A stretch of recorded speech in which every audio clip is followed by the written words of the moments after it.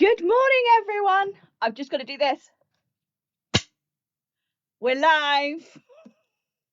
I know, it's ridiculous, isn't it? But Paul actually bought me this when I started doing TV as a joke, and I found it this morning, and I thought, you know what, I'm going to use this for when I'm doing my VTs and stuff. So it just made me giggle this morning. And we could all do with a giggle first thing in the morning, couldn't we? Couldn't we? Well, I can see loads of you are online this morning. Well done for joining us again. So we've got Angela and Lucy and Debbie and Camille. I'm very well, thank you, my darling. Very well indeed. Sandra, Margaret, Bernie, Carol says it started dull and rainy, but the sun is now coming out in South Devon. So I'm very jealous of you being in South Devon. That's just, oh, love Devon.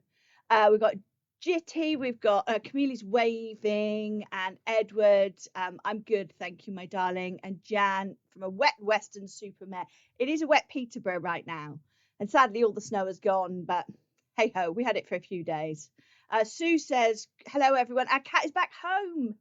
Oh bless, -3 teeth, just hoping she's fixed now. Oh bless. Well, glad to hear, Sue, that your cat is back safe and sound, because you know, it's, as an owner of 2 cats, one that went missing for 6 days.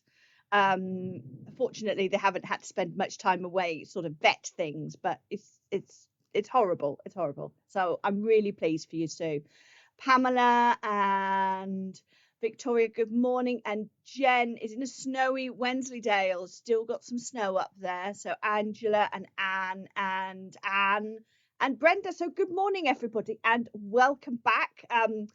I hope some of you sort of got your hands on some Dragon Eye yesterday, some from the tutorial yesterday. So it does feel weird being back straight the day after, but I'm going to be doing this a couple of times a month when I'll be on a Thursday as well.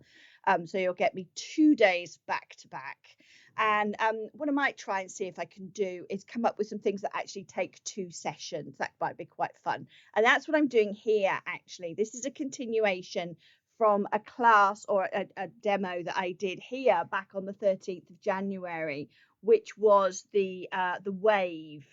So let's just have a look at what we did then. So this was using a combination of bugle beads and seed beads, and in this case small crystals. Oh, Rochelle is in Israel. Hello, Rochelle. So yeah, starts off with bugle beads of different sizes, and then with the larger bugle beads we've got crystals at either end to make the wave. So this is what we did on the 13th. So if you haven't joined us before, go and take a look on the page. I'll go there in a minute on the Totallybeads website, because you will see up in the top right hand corner. In fact, let's go there now. So let's grab the computer and go there now, and you can see up in the top right hand corner here it does say video tutorials, so we can click on that, and then you can see all the tutorials that we've been doing. So there are tutorials most days, and this is the one that we did before. So back here there's home decor, there's me, there's Sarah M, there's Kitty, and there's lots of things that you can watch and interact with and have a look. So Lorna says, hoping to be able to watch, but Virgin Media internet issues ongoing at the moment, so miss some of today's, catch up later. Well, that's the joy of this website here, is you can catch up at any point, and you can go back and look again to see the techniques if you've forgotten how to do it. So what we're actually doing today is a double wave.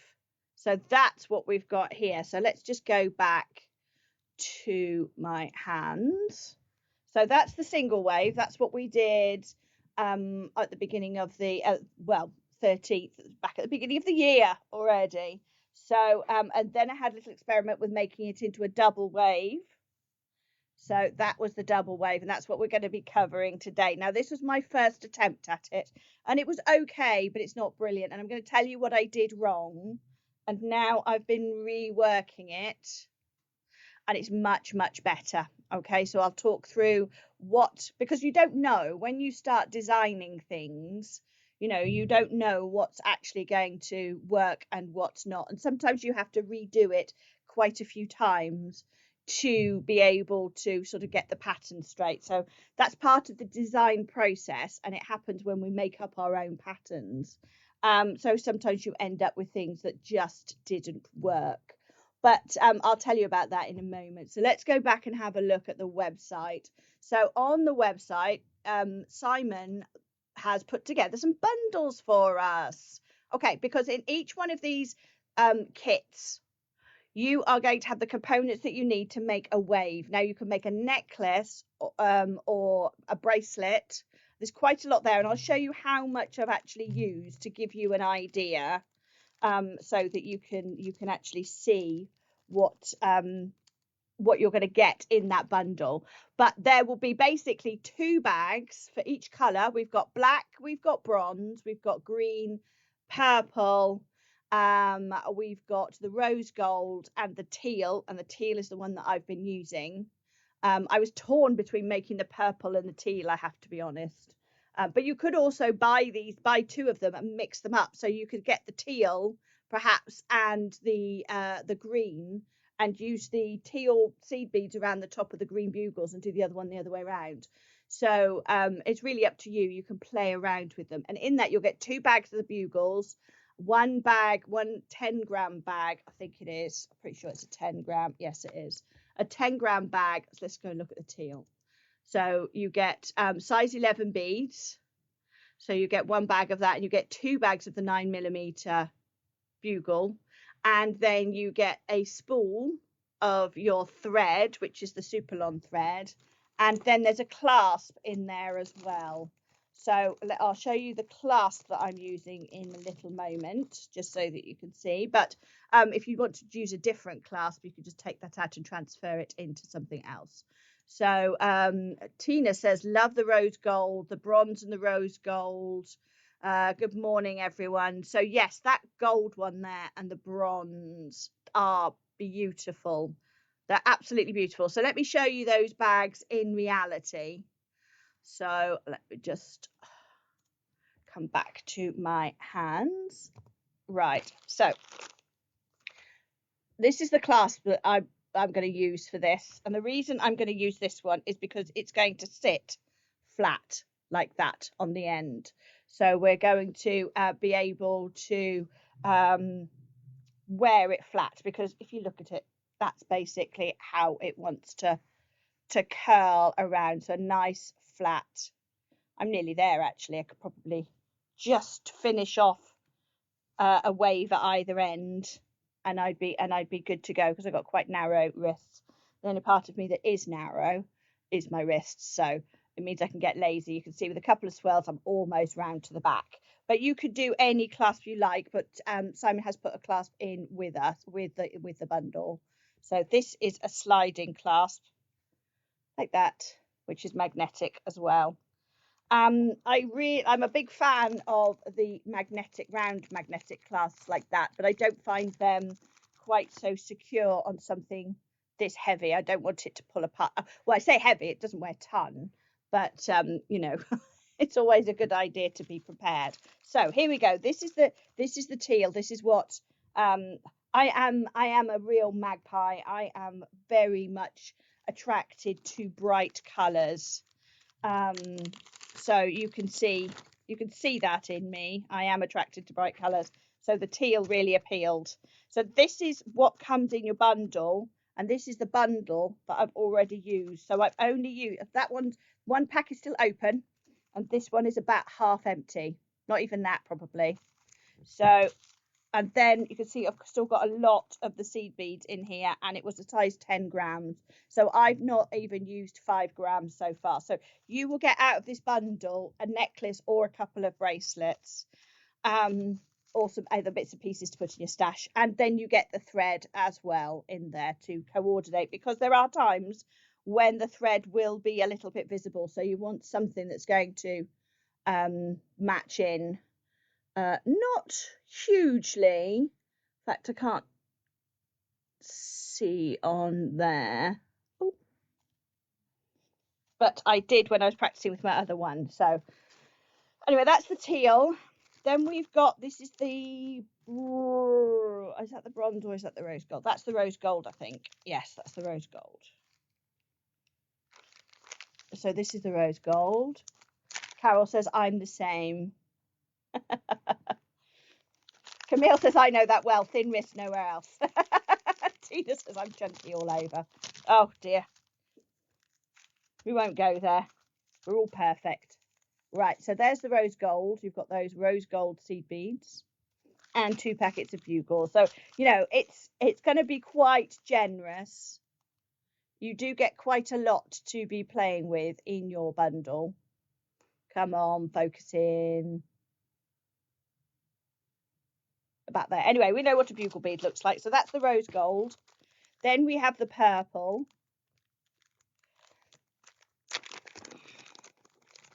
Now, I love the kind of rainbow finish on these purple bugles. Those, aren't they lovely? So I was torn between the teal and the purple. And as a result, when I've got a little bit of spare time, I'm going to make the purple one as well. All right, so again, with each of them, you get 2 packs of your bugles and 1 of your seed and a whole reel of thread. Then we have the green. But you see this green as well. I looked at this and I thought, you know what, that's going to be so eye-catching. But you could take your teal and do that and then do this. And I think they would look amazing as well. So you can mix and match your colours. Put that to one side. We've done the purple. Then we've got the black.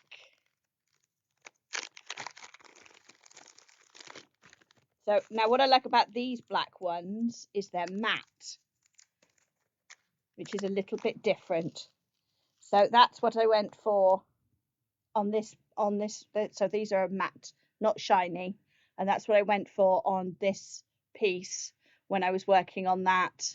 The bugles are a matte, which I just thought was fantastic. Just something very, oh, they won't all go back in the bag. Something very different. So you can make this sort of in lots of different ways. It does have a bit of an Art Deco look to it. And then we've got the bronze in there as well. So the bronze bugles are a matte too. I'll very quickly open that because I don't want to crack on. So they are a matte finish. So let me just show you the difference between, this is the teal is a high gloss, is a high shine. And when you put them together, they do look very different. And I just think it's so funky. And I love the fact that we can get such a variety. It's like working with fabric. You can take the same quilt block and make it in different fabric. It's going to look completely different. I just love it. Question, if you made a section of that, could it be attached to the dragon's eye you made yesterday? Oh yes, Lorna, it could. This could come around the top of the eye, so you could have the dragon's eye in the middle. Unfortunately, I've put the dragon's eye from yesterday away in my box, so I can't put one in there. But yes, you could bring this around and attach that around the eye. Oh my goodness, that would be amazing. What you would need to do, because of the bugle beads, they're being a bit floppy, you would need to wire them, and you might want to put a little extra bit of wire just for that to balance on. You know, make a little wire frame that sits on top of to stop it sort of doing that. You might find that it works okay with the wire, or you might need to just put a little frame behind it. But no, Lorna, I think that's a brilliant idea. Oh, makes me want to do that now too. So Brenda says, sitting here making up rosary links using up lots of odd beads found during my tidy up a couple of days ago. Well, that's a great idea, Brenda. When you start tidying, you find all these little bits. So if you've got sort of that much left over, I put it into a bowl, which I call my bead soup. So, you know, you have a bag of bead soup. And then what do you do with it? So the answer is you make rosemary beads. Bernie says, love that idea. Yes, I love how you can do something and somebody says, well, why don't you do this? And it opens up a whole new area. So I'm just going to move these out of the way because I think I've teased you enough with the loveliness of the bugles. Hang on, I'm just off screen a second, putting these in bags. Are the purple matte or shiny beads? They are shiny, but they are kind of, I can't think what the word is. It's got like a rainbow finish on it, but it's not high shine. And the seed bead that comes with it is not a high shine, but it's not matte. It's somewhere in between. Let me just open that bag. It's got like a, I would say, think satin. Iridescent, that's a word I'm looking for. Thank you, Tina. I was just trying to think what the word was, but iridescent. So there we go. That's it. It's got an iridescent finish to it. And this is like a satin finish rather than a gloss. In fact, if I turn the light up a little bit, can you get? No, I think what happens is it just whites out, but turn that light down a little bit. But they do have like a more iridescent finish to them. Right, let's put all those back in the bag. Carol says iris. I'm not sure. Do you mean as in the colour? I've not heard that used as a description of texture, but it could be. Tina says, yep, loads of bead soups in green, blue, purples, blacks, and whites. So Victoria, I hope that answers your question. The purple are iridescent, kind of shiny, and these are kind of satin. You see, normally these ones are silver lined, so you get they're very reflective, and that's the difference.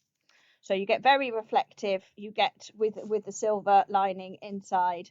Then this one is sort of satin, and this the bronze is a gloss, so you can see the difference.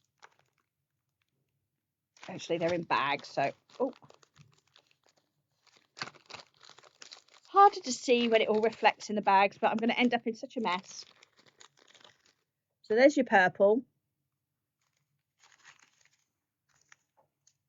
and there's the gold. Come on. You sometimes just have to wait for things to focus. There we go. All right, that's the rose gold. Right, so I've got to tidy these up, otherwise I will get into such a pickle. I'll take something out of one bag and put it back in the wrong bag, and then I shall be right. Okay, so let's come back. Move these. Oh, I want that. Come back to our project. All right, so I'm using the teal here.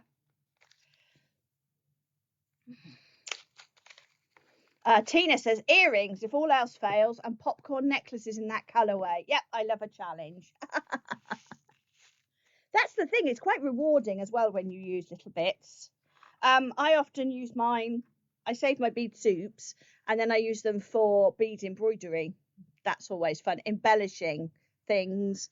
Now I'm looking to do a little bit of embellishing in the next few weeks on here, so keep an eye out for that.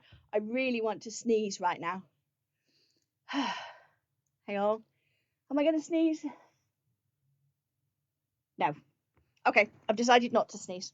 Right, so let's talk about how this is made. All right, so when you go back, you can go back and have a look at the 13th of June when this is over, and this is the one that I demonstrated on the 13th of June. Come on, focus, focus, focus. I have to cover enough of the background there we go, for it to realise that I want it to focus. And what these are, the 20mm bugle beads with small crystals on either end. But basically the technique is when you want it to curve inwards, like that, just there, we put a bead on after we've travelled through the bugle. When we want it to be wider, we put on a bugle and then a bead and then a bugle.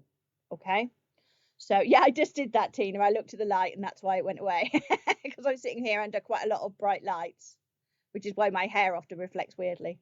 But so that's the basic technique. Okay, So that creates this, and then what we do is once you've finished your curve, you go back through those beads at the end, and you'll see me do it in a moment.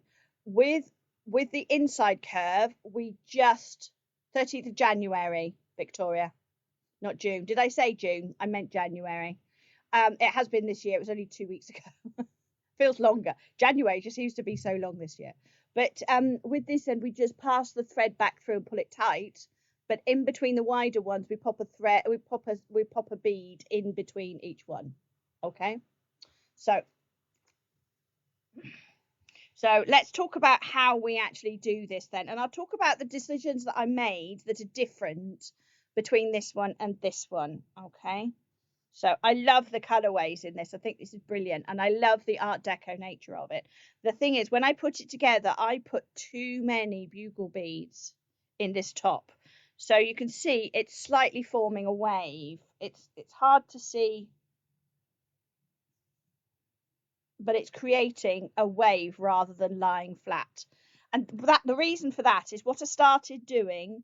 You can see a bit more there. It's kind of waving up like this and this. What I did was I created this wave and it laid beautifully flat. And then I tried adding this wave afterwards and it didn't lie flat because there were too many stitches. Yes, Carol, it was January. So 13th of January. If you go back to that page that I was looking at earlier on the Totallybeads, where it says in the top right hand corner, Facebook demonstrations, if you click on there, you'll see all of them. And if you scroll down to the list to beginning of the month, and there's all of last year's on there as well. But if you scroll down a bit, you'll see them, and it's the 13th of January. So when I did this one, this side, if this side lies flat, this bulges quite a lot. Okay, so I also didn't like the way that I had one wave that continually went over the top of the other one. So on this one, what I've done is I have a wave and then a wave. So each time I'm doing one section of the wave. So what I learned is with the 9mm bugle beads, what I did with this was in this section I did 15. 15 is too many. So what I've done now is I've done 13. So I do 13 and then I do 4 straight and then I do 13 and 4 straight. So each time I'm doing this section and then I'm adding on another one to bring it across like this. So at the moment, I've got this section almost done. And what I'm going to do is show you how to bring it into this section here. And then we'll continue and we'll add another one at this end too. And you can see how to do the wave. Now, when it comes to the end, what I'm going to do is I'm going to bring it, finish it with an end sort of like this, and then I'm going to put some seed beads. I think what I'm actually going to do, because I want it to finish sort of like that, okay, rather than with an opening. So finishing this is going to be a decision, a design decision, but I'm going to attach it here. And I think what I'm probably going to do is I'm going to curve it round a little bit on one piece and pop it there like that. So there'll be half a curve. There'll be no extra bit on the top here. There'll be half a curve to bring this round. So I've got it straight like that. And the same with the other end. So actually, I think you'll see it better. So it'll finish when this is straight like that and like that. Okay. So I'm going to get my thread. So I'm just going to do this off screen a second. So I'm cutting a bit of thread. Now I want it to be, I'm working about, I don't know, 18 inches, maybe 20 inches. It's a little longer than I would normally work. But these bugle beads, you do use quite a bit of thread going backwards and forwards. So very quickly, you know, you're using up that thread. Now, Tina says it's a nice project to keep having a start and stop break. Yes, because it's easy to come back. All right, so here I want to put 13 beads or 13 bugles into that loop. Let me just move this up a little bit. Right. To finish this round, I need 13 beads. So I'm going to count. If you could see in the middle here, let's bring this in. I've got 13 curved pieces, and then I've got 1, 2, 3, 4 straight ones. Oh, that's curved underneath. There we go. I think what I need to do is get myself something to put this on to bring it in. There we go. Let's try that. There we are. Let's see if this is better. Right. So that's very bright though now, isn't it? Oh. Right. So I've got 13 beads, and then I've got 1, 2, 3, 4 straight ones. So you can see at this point it starts to curve again. And that curve outwards is where we start counting. So I've got 1, 2, 3, 4, 5, 6, 7, 8, 9, 10. So I need to put 3 more on there to finish it. Now, you might be looking at this going, I don't understand how that curves. Well, the way it curves is we've got one stitch, one end, we put our beads on as we go. Hold on, let's just see. Come on. There we go. Right, we've got one bead on the top of each one as we go along here. All right, now I can see here I've got a bead missing, but once I pull that tight, that won't show. But on the outside, the bead sits between the 2 bugles, whereas this end here, it sits on the top. All right, so I'm going to show you how that happens.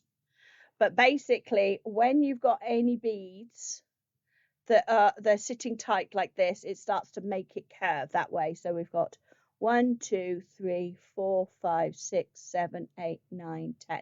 So I need to add on 3 more. So what I'm going to do first of all is add on my thread. So what I'm going to do with the thread is I'm going to come in a little bit further back. So let's have a look. Right, I'm going to come in with a thread.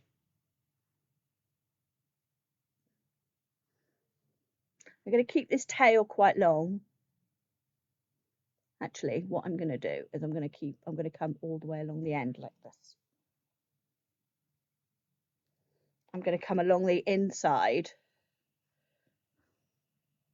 from here, these inside ones, because, and I'm going to keep the tail long, because what we're going to do,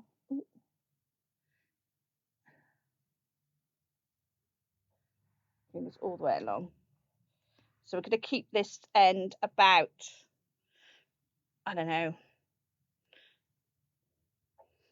20 centimeters, 8 inches, because what I'm going to do later is we're going to pull that thread, and that's going to make that curve come tight. So I might as well use the other end of the thread that I'm going to be beading with.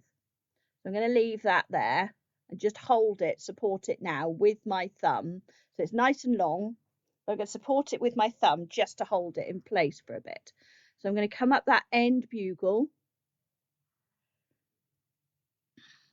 Now on this outside curve, I need to put a bead and a bugle. All right. And then we're going to go into the bottom. I'm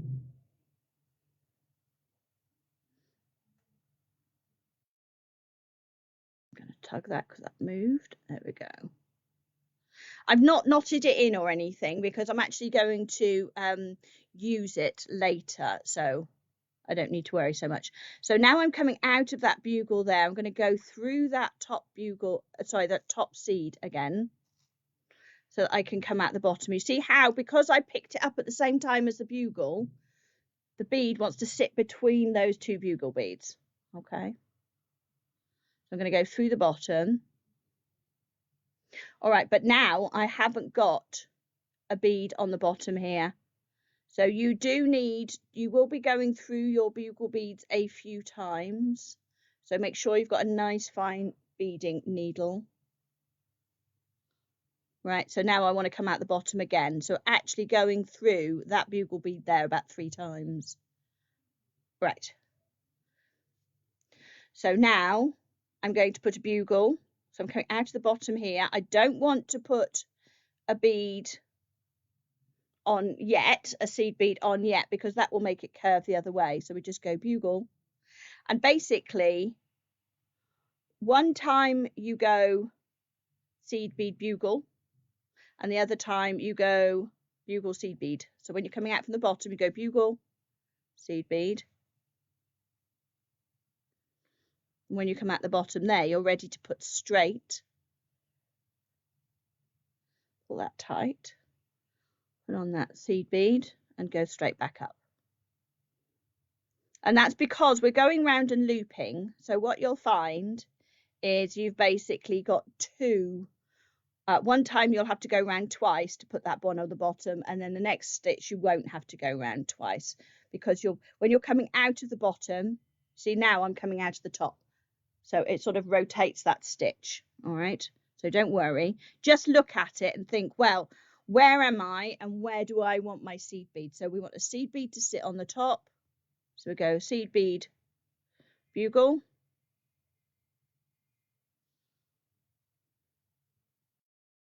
it sounds complicated but it's not. So go back through that, down into that bugle.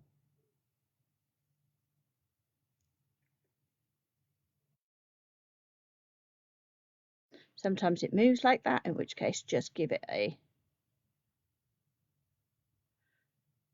You are kind of keeping your thumb on the bottom just to support it like that. So what we want is for that to sit in between and that not. Right, so now because I've come out of the bottom, I've got to go back up to add my seed.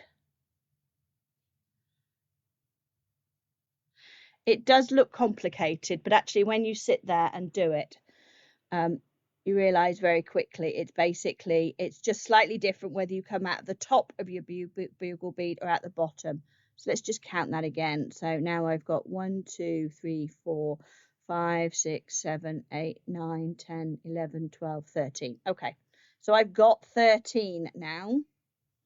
You see, when I lay that flat, it's ready to line up and attach to this side piece here. So when I'm looking at that, what I did before with this one is I've done 13 and then I've done 4 straight and then I've started along. I haven't done all 13. I've done 5, 10 on there. But this section now is going to attach into here. So I'm going to find the first of my straight bugles, which is here. And I'm going to go into the end, the bugle, the seed bead that's on the bottom, and then through those seed beads, 1, 2, 3, 4. I think it's going to be 5. Pull that tight.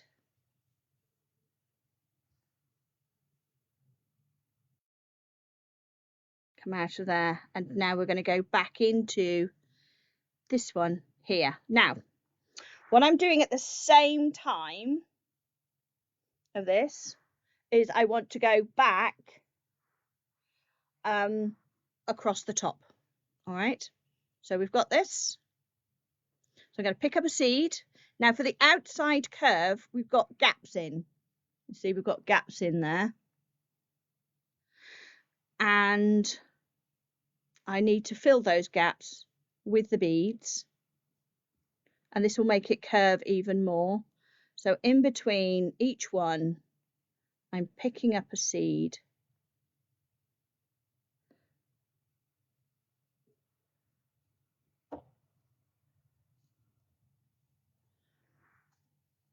And putting that.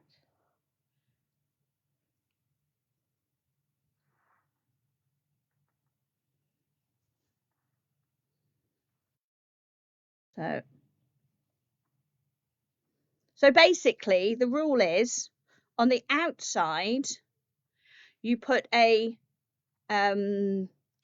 seed bead in between the bugles. Okay.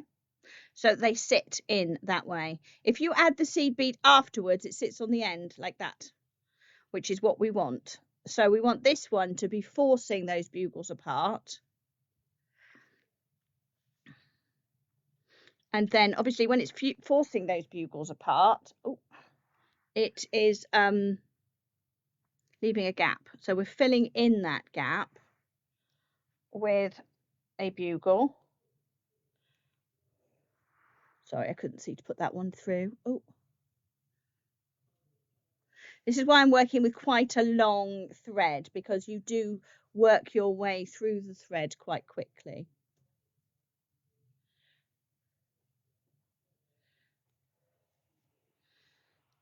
And you do want to find needle, because you are working back, you're going backwards and forwards. Sometimes you've gone through one of these seed beads. By the time you've done this, you've gone through it 4 times. So in between each one, I'm putting a seed.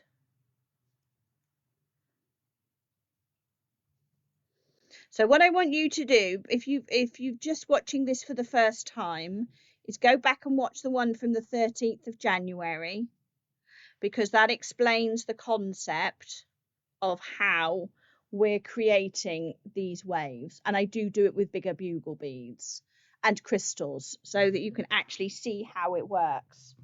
All right.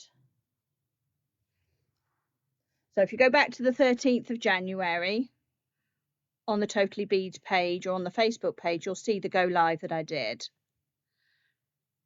Right. And all we're doing now is just doing a wave to link them up, you see, so it's coming across like that.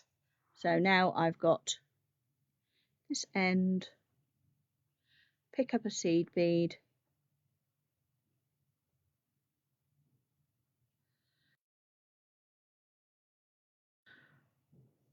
pull that through.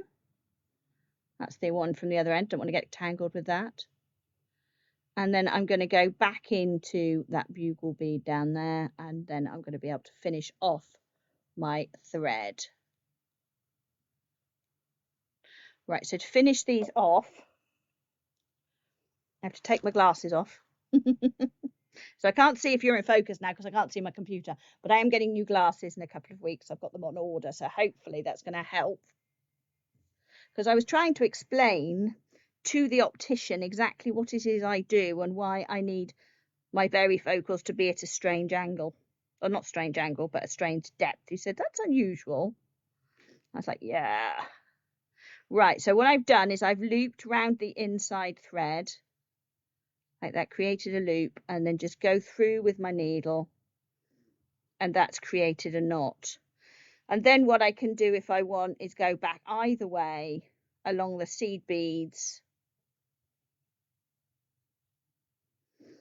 Now, what I always used to do with a bugle bead, hang on, that's the other thread, I don't want to tangle up that. What I would always do with a bugle bead is I'd actually tie a little knot in my thread about here, and then pull it into the bugle bead and secure it. But you do end up going backwards and forwards between these bugle beads, so I wouldn't suggest you do that, because you can find it tricky to get through that bugle bead again. So I'm going to do it one more time a bit further down. So in between, in between the stitch, in between the needle, in between the beads, I'm going to the thread. I'm just making a little knot. I'm going to bring it along a little bit, and then put the old specs back on.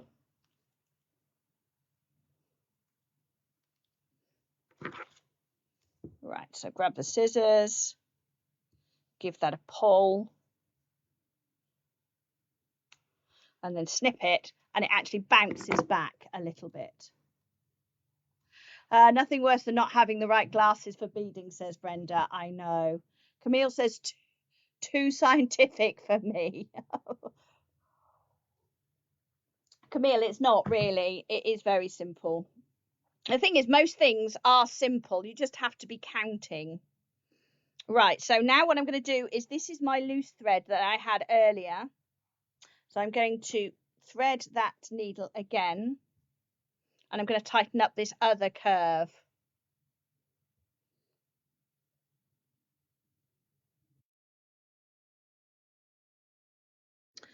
So this one here, the curve is, see, it's very loose, and we need to tighten that up. So I'm just going to take my thread back through. Now with the inside curve, we don't add any threads at all.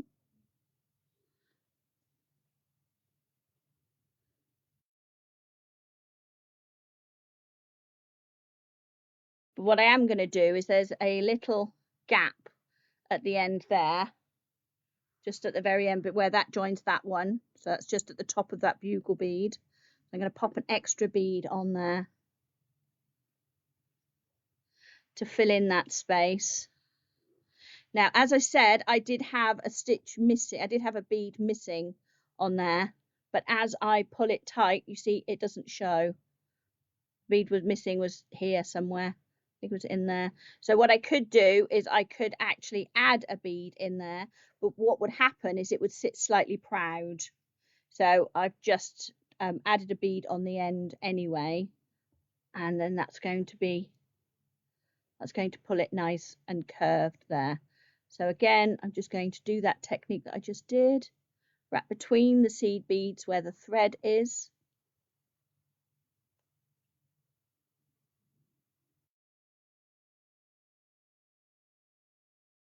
and pull that tight. So that means that the thread is actually, or the knot is between two seed beads.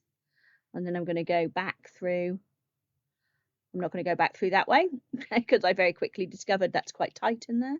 So I'll go back perhaps down through a bugle, because as I said, you are going backwards and forwards a number of times, so you do find every now and again that you can't get through a bead. If that's the case, just go the other way.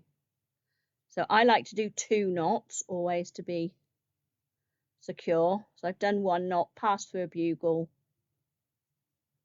do another knot, and then just go through there a little bit. Pull my thread tight. So I'm pulling against it so I can get right in there, and then the thread itself kind of pings back. Tina says that would make a stunning belt on a little black dress. Oh, wouldn't it? And it would also make, you know, a beautiful element on an item of clothing, or perhaps down the front of a jacket, or on a cushion. But look at that, isn't that beautiful on an item of clothing?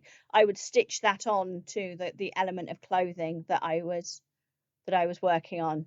So I think it's a lot simpler when you get going. The rule is, as I said, and if you watch the one on the 13th, maybe have a go with something a little bigger first, with your nice chunky bugle beads and crystals, that when you're going around a curve this way, you add, if you think of adding the bugle bead as a stitch, okay, so we call it a stitch. As part of your stitch, you add the crystal and the bugle bead, and then you go back through the last stitch, and then you add the one on the bottom goes in after that stitch is completed. So you'll go that way in one, so it'll be come out the top, put a bead on, get a bugle down through to the bottom, and then round again, so that you can add this on afterwards. You don't, when you're doing the straight bit, you're doing a bead and a bugle and a bead and a bugle, so that it then starts to go straight. You see, like that. So let's bring that good old piece of paper. This is my organizing. You see, this is what I have to do to keep myself in check, otherwise I completely lose track of what I'm doing. So I have these little bags now dotted around my studio which tell me what I'm doing and when. So here we go. This is coming in. My daughter, says Joanne, had a top with that sort of design around the collar. It looked amazing. I couldn't work out how it was beaded. Now I know. There you go. So let me bring this back in again. Come on, focus. There we go. So these are straight, just here. So those straight ones, actually, I can see oh, hang on. Yeah, here, no, looking at that, I don't think I've got any straight ones. No, I didn't. That's a curve into a curve. Hold on. Let's do this one instead. That's right, because I didn't do straight on the last one. So I'm just looking at that thinking, where are my straight ones? So the straight ones are here. Can you see we've got a seed bead at the top sitting in between and a seed bead at the bottom sitting in between. And the way you make that is by putting the seed beads in as part of the stitch. To make it curve the other way,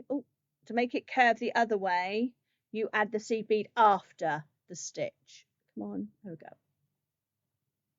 Right, and it gives you the double twist. And to make it lie flatter, each time I'm doing that section and then this, that section and then this section. What I did with this one and what gave me the idea was this one, where I'd done that and I thought, oh, wouldn't it be nice to do a wave? But then what you end up with is, if you're not careful, you get the kinks like this one, because this has got too many seed beads. It was fine when it was all just one wave, but when I added the second wave, it wouldn't lie flat. So let's bring that back in again, and you can see if I bring it in close, you can see a couple of design flaws. Right, it's not liking that one. There we go, that's better. Let me get my pen. So first of all, you've got this lump here, and second of all, the thread that I used was the wrong color. I used something light. So you can actually see it. That would be the back of the bracelet. If you turn it over, it looks much better on the other side. But I would say be careful about the colors you use. Something else I did was I missed a bead, and then I didn't pull it tight enough because I'd already created the mistake before I realized. So that doesn't help that lie flat. There should actually be another bead in there. If I pull it too tight, this is going to make this bunch up even more. But if I turn it sideways slightly, you can see how that's not laying flat. And that's because I had 15 beads, and actually what I need is 13. You might find, depending on how tight your tension is, that 12 works. So what have I just done with the necklace, with the bracelet?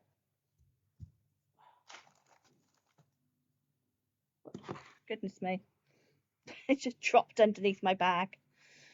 So now to carry on, so we've just attached that piece, and what I do with this is I carry on until I've got 13.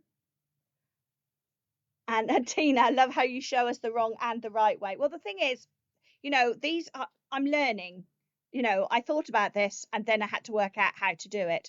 And you'll be the same. Once you get going, you'll start thinking, well, what if we do it this way? What happens if we do it this way? And sometimes that means working it and taking it out, working it and taking it out. And actually, it took me quite a long time to get my head around how to do the double twist. And as a result, you know, things, you end up having to unpick them or just not finishing them. And you'll find that in most bead designers bundles, there'll be half finished projects and little bits that didn't work. And I think the trick is to learn from that. And if I show you my mistakes, then you won't make them as well. So this one here I've done with 3mm bugle beads, and I've actually used different colors on the top and the bottom, but I've not filled in those gaps. So while it curves, that's okay, because obviously these top ones are sitting in between. I think it looks untidy without going back and putting the extra beads in the gap there. So that to me looks very Art Deco. That looks very kind of Egyptian, because obviously Art Deco, a lot of that was inspired by Tutankhamun's tomb, but this looks quite definitely, those colorways I think look very Art Deco. But when you pull it tight, that's the effect you get here. This top one hasn't, this inside curve here hasn't been pulled in tight, but that one has. So you can see the difference that actually going back and pulling those curves, putting your thread through them again, actually makes. Jackie says, can you do this with elastic rather than thread? I don't see why not.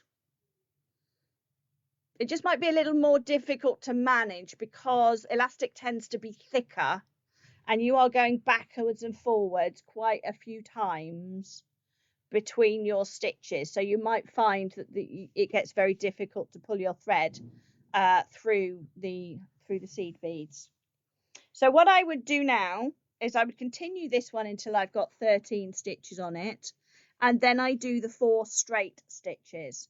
So the 4 straight ones are going to be inside, so it's going to actually no, I wouldn't do this, ignore me, because hang on, this one would come, that one comes round, it's going to go, yes, I would do the 4 stitches. It's all right, I'm just thinking which way it goes, because each time I'm doing this one on the top, think of that as the top, and then we've got a fill in that would come back on the bottom because it goes underneath the top one. So here we've got 13, then we've got 4 straight ones, which means we put a seed bead at either end, and then we do another 13 and leave it, and then we would attach to the side here. So I would then come out of here, and again I want it to line up. So if I just pop a seed bead, what you do is it's going to come out. So there's the 4 that it goes into, and then we got those, the same 4 it's going to come out of the top, because you want them to line up. And then you will start curving it around like this, with a seed bead sitting in between each one of those, which will make it curve, and then adding afterwards the one on the bottom, and you just keep going. Tina says monofilament might be better than elastic. It might do, yes, that might give you a little bit of give. So excuse me. So Jackie says, how would you finish off as a bracelet? So what I would do with the bracelet is I would come round to the bottom here, and at this point, let's have a look. Let's see what we've got. So that's the straight ones. So I've got 1, 2, 3, 4, 5, 6, 7. I probably, yeah, I do the 6th and the 7th, I do straight. So then I do a couple of straight ones here, and then so that would come, so that would come in a straight shape. I don't want to end up, I don't want to continue here and then I've got a gap or anything like that. I need this to come straight. So halfway round, 6 or 7, because obviously that's half of 13 is 6 or 7. And then a couple of straight ones just to straighten it, and then a couple of seed beads. So I'd have 2 seed beads going into there, and then a couple of seed beads through there, and then a couple of seed beads back into the end of that straight one. Okay, so I would do that end, and then I would do the same, this one coming around here. So imagine that's the end there. Okay, imagine we've stopped there.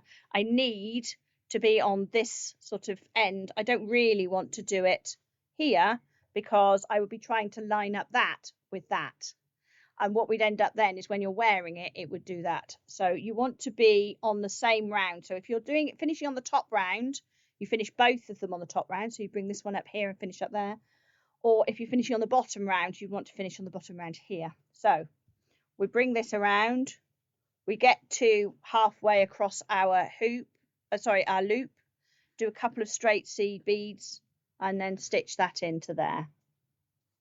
So just something a little bit different and a continuation. If you've not seen this kind of wave before, please do go back and watch the 13th and give it 13th of January and give it a practice. Okay, you don't have to do many of them to see the wave be created. It's just you're adding, for the outside, you're adding it as part of the stitch. For this inside curve, you're adding it, your seed bead, after the stitch. So yeah, it's pretty simple to do, but it's incredibly effective. And then once you mix them up with straight stitches, as well as the excuse me, I've got hiccups now, the intersection here, that gives you something for this piece to go into. If you keep curving, what you're then trying to do is lay something that's curved against something that's curving the other way, and it's going to do that, and we don't want that. So we want to do our straight bit, just 4 stitches, and basically 4 bugle beads, because that just happens to be the same width. The same 4 of them together is the same width from there to there, so they will line up nicely. And away you go. So could you merge halfway to a straight line band to attach a clasp? Yes, you could. So we could come along here. You could perhaps do this just on one side of the piece. So you've just got two elements like that. And then underneath where you come to about here, continue that straight. You could do that with a necklace as well if you wanted to. Because also bringing this down to a necklace, just have a look. If you imagine that this is a neckline, and this is the another piece, you've got a point down to here. You would have to have a think about how you join this piece here. I think probably I would come up to there and go straight, but can you see how that, so this would actually be straight away across there to join in, but now you've got a curved piece for a neckline, for a necklace or an item of jewellery. So yes, Tina, so basically I would do perhaps 3 or 4 of these. So 2 down into a point, 2 back up, and then bring this, now it's stop here with the curve, and then bring that straight, so you've got a straight band up to the neck. Oh my goodness, I so want to do that now. Oh, that's just, Yep, Tina says, love that join. Yeah, it's just beautiful, isn't it? So this one we would just carry round with that curve. Obviously, I've not got the right number of beads there. It would probably be a bit more like that. But you might decide, actually. So if I got 2, 4, 6, so it would be more like that. But that's a gentle curve. So I would actually keep playing with it and make a sharper curve. So this bit here has got a lot more bugle beads in it.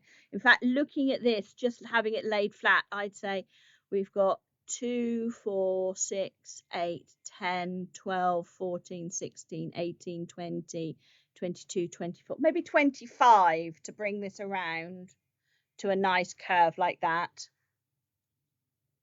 And then straight across here. But you would need to experiment, and that's the thing when you're taking these designs, you're taking these techniques and you're making something new. You don't necessarily know until you do it, but I would lay this flat and I would continue and I would do that, probably have my wave go under, but then I would do this straight, but I would actually just do that section and check that it lies the way I want it to lie before I continue all the way up the side. Now, what you can also do as well is you can make these sections independently. All right. So if you know that they lie flat, you can make these sections independently, one at a time, and then lay them all down and just bead these bits together. So here and here, here and here.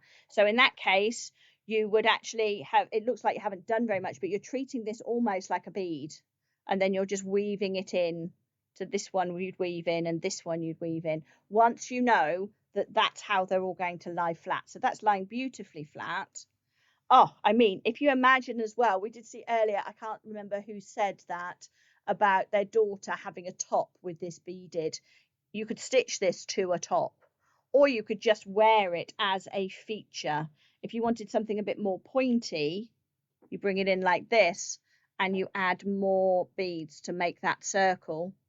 And then you've got your straight section here. And it might be that actually what you want to do is curve that slightly too, to bring those two pieces in to have a more pointed neckline. Tina says, that's what I love about this design, a bit at a time. Yeah, it's fantastic. It's great fun as well. I must admit, it's,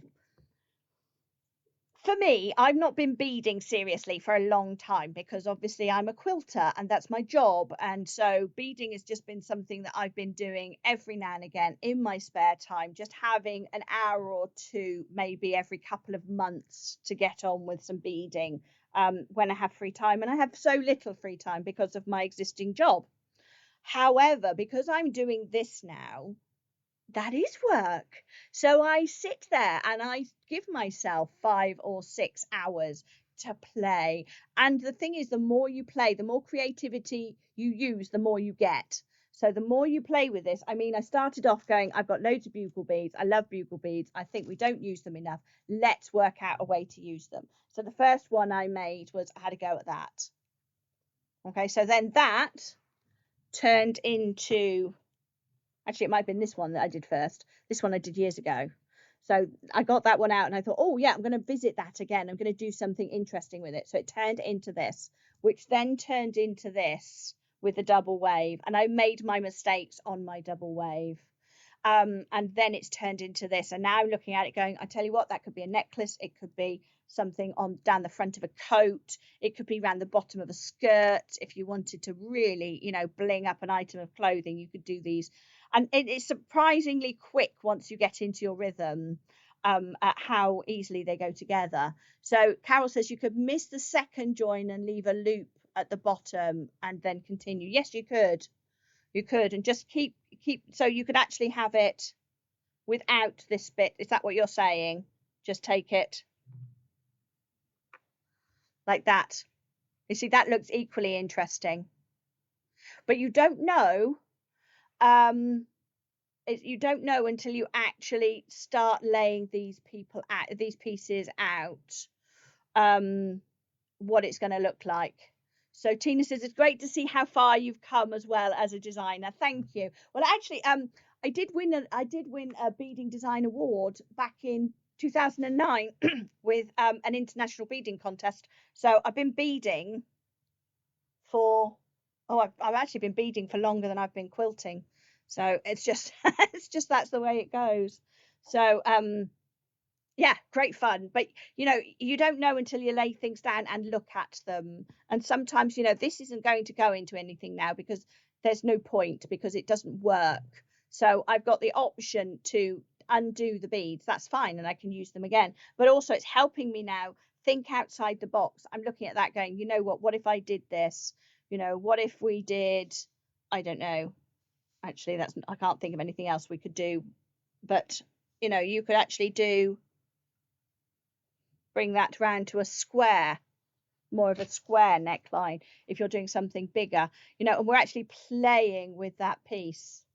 So it's really about learning a technique, which is, this is the wave. And as I said, back on the 13th, we did it as a single wave. We did this one, and that looks amazing. Now, can you imagine what that would look like if we did it with this, with a big one like that? Wouldn't that be incredible? It will probably weigh about 4 stone. Tina says keep it, will remind you why you changed it. Yes, I probably will. But I love these ones so much, and I absolutely love the matte black ones as well. So, but I could use the matte black ones and then bring in perhaps the lime green to go around the outside of those matte black bugle beads.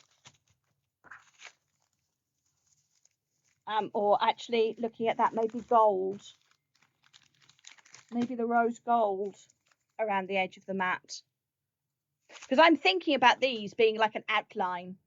You know, I want them to show, when we were picking the colours for the bundles, I said I want there to be a contrast as much as possible, especially with these sorts of ones, because I think it looks beautiful. It looks almost like that outside. So you've drawn a line around it. It's a sketch around the outside. It kind of finishes it off nicely. So there we go. I really hope you enjoyed that. I know it looks tricky, but actually give it a go. It is not as tricky as it looks.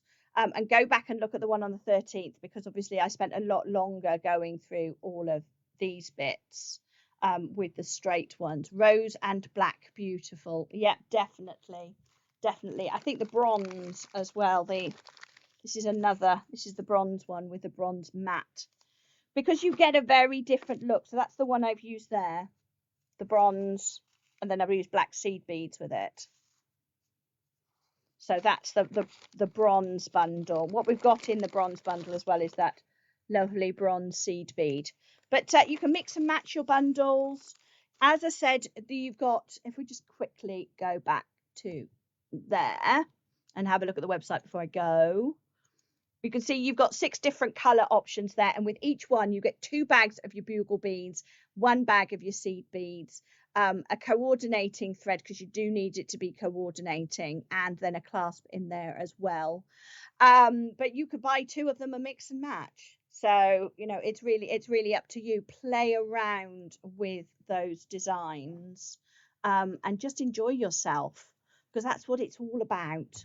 So thank you very much for joining me again. And this is what we've been working on. I have got loads of work to do, and I really want to go and do this now. I want to make a whole necklace of it. Look, wouldn't that be amazing? Oh, but I got work to do. So, like the rest of us, not enough hours in the day. But I really look forward to seeing what you make. And please do post anything you make here on the Totallybeads Facebook page, and also on my Facebook page. Ow, I just whacked the stand. But on my Facebook page, Sarah Payne Quilter, and also my Instagram. I've been sharing more of my beading on my Instagram, which you'll find me on there as Sarah Payne Quilter as well. So just please do share, because we love to see. I know me and Kitty and Sarah, if we show you something and then you run with it and you make something stupendous with it, we absolutely love to see it, because it means we're doing our jobs right. It means we're inspiring you as well as teaching you, and then you're having a lot of fun too at the same time as we're having a lot of fun. So Tina says, show us when you finished it. Yes. But I was the same yesterday with the dragon's eyes. I was like, I want to make 1,000,000 dragon's eyes now. I want to do wire wrapping. I just need to invent like a couple more weeks in the week. So you all have a good day, and I will see you back here next Wednesday. I can't remember off the top of my head what I'm actually doing next Wednesday. It'll be in a little bag like this with a date on it. So I will see you all soon. You have a lovely day. Keep beading, and keep safe, and I'll see you soon. Bye-bye.